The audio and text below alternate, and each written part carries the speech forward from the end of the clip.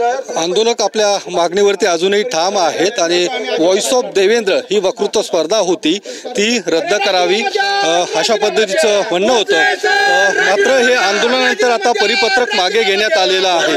काय सर, काय आश्वासित केलं? भाजपचे पदाधिकारी झालेल्या कुलगुरूंचं करायचं काय? अक्षय, हा काय म्हटलं? परिपत्रक तुम्ही मागे घेण्याचा निर्णय घेतलाय? परिपत्रक हे रात्रीच आम्ही मागे घेतलेलं आहे। संकेतस्थळावरून परिपत्रक वरिष्ठांनी सांगितल्यानंतर ते आम्ही मागे घेतलेलं आहे। स्पर्धा ही रद्द झाल्यात? स्पर्धेचं आयोजन हे सावित्रीबाई फुले पुणे विद्यापीठाने केलेलं नाहीये। ह्या स्पर्धेचं आयोजन करणारे जे कोणी फाउंडेशनचे आहेत ते त्याचा निर्णय घेतील आणि कुठलंही आयोजन कोणत्याही अफिलिएटेड कॉलेजला विद्यापीठाच्या कॅम्पसमध्ये होणार नाही।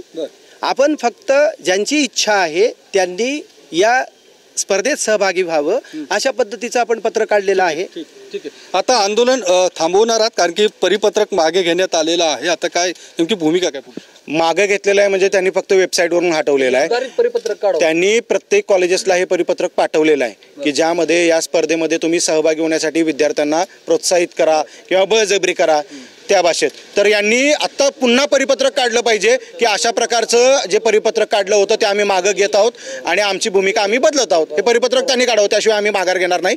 विद्यार्थी काँग्रेस यासाठी लढत राहील। आमची त्यांनी सांगितलं ना परिपत्रक मागे घेतलं तर हे तोंडी न देता त्यांना लिखितमध्ये आम्हाला देणं गरजेचं आहे की परिपत्रक मागे घेतलंय, ते वेबसाईटवर अपलोड करणं गरजेचं आहे आणि ज्या ज्या कॉलेजेसला त्यांनी आणि संलग्नित संस्थांना हे पाठवलं होतं त्यांना हे मागे घेतलेलं परिपत्रक पाठवणं गरजेचं आहे, त्यानंतर आम्ही इथून उठू। ठीक आहे, जसं पहिलं परिपत्रक काढलं त्यांनी की या स्पर्धेसाठी रिकमेंड करा विद्यार्थ्यांना, नवीन परिपत्रक काढा, सुधारित परिपत्रक काढा आणि स्पर्धा आम्ही रद्द करतो विद्यापीठाच्या स्तरावरती असं सगळ्या कॉलेजेसला पाठवू त्यांनी। लेखी परिपत्रक काढावं अशा पद्धतीची मागणी या सगळ्या आंदोलकांची आहे आणि त्यानंतरच या ठिकाणावरून आम्ही जाणार अशा पद्धतीची भूमिका या सगळ्या आंदोलकांची आहे। आता विद्यापीठ या सगळ्या मागणीकडे नेमकं कसं पाहतं किंवा ही मागणी मान्य करतं का ते बघणं देखील महत्त्वाचं आहे।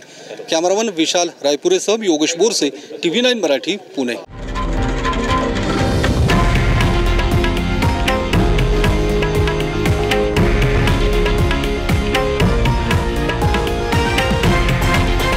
हे आहे देशातील नंबर 1 न्यूज नेटवर्क आणि आपण पाहत आहात TV9 मराठी, एकमेव।